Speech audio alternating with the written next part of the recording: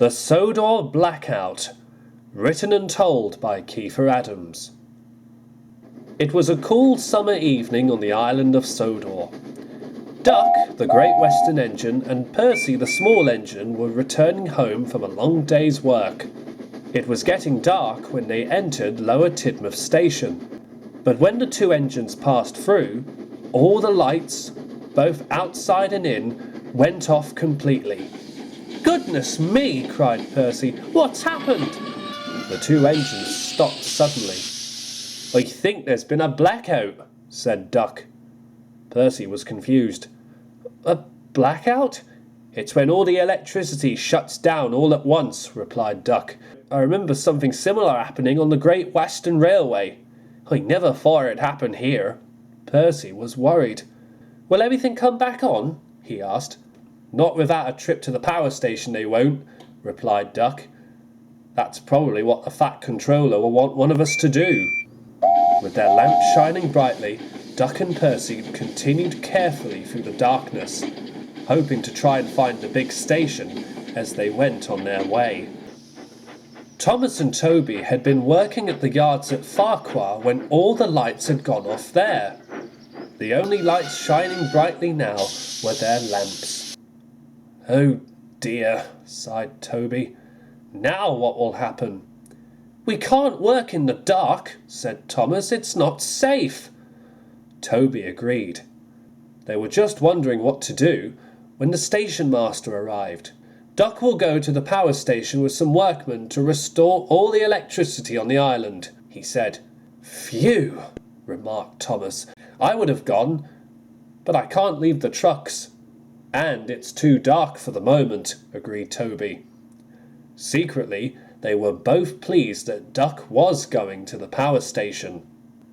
At the yards, Duck was being prepared with a long line of trucks full of supplies, while the workmen planned to travel in the brake van. He was just preparing to leave when Diesel oiled up. "Well, well, well," he remarked.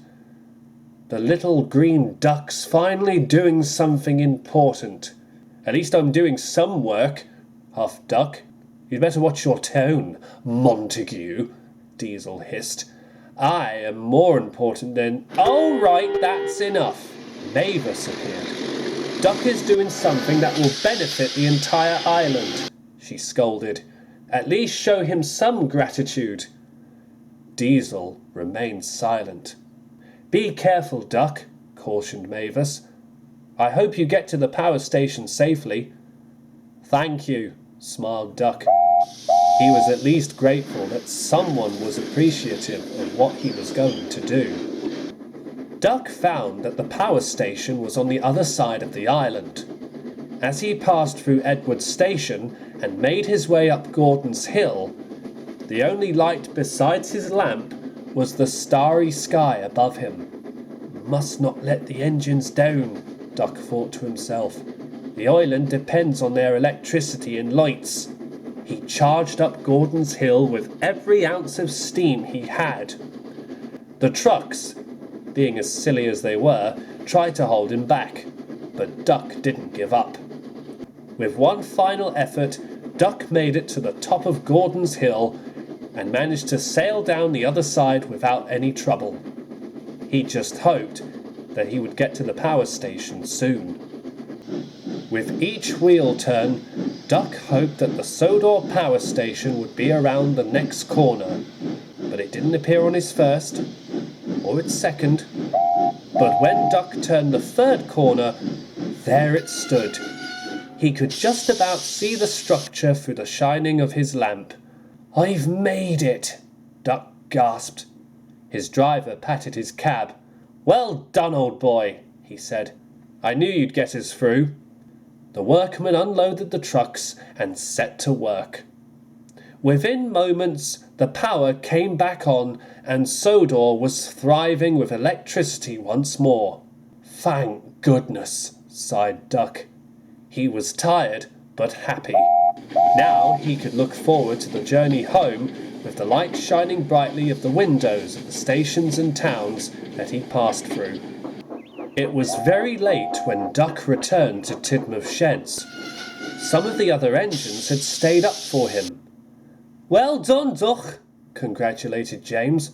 "A splendid performance," smiled Thomas. "You've certainly proved yourself to be a really useful engine tonight," observed Gordon. "Thank you," sighed Duck. "I didn't think I'd make it, to be honest." "Well, you've done very well," said Thomas, "and an engine that's worked so hard deserves to rest." "As we all should," agreed Gordon.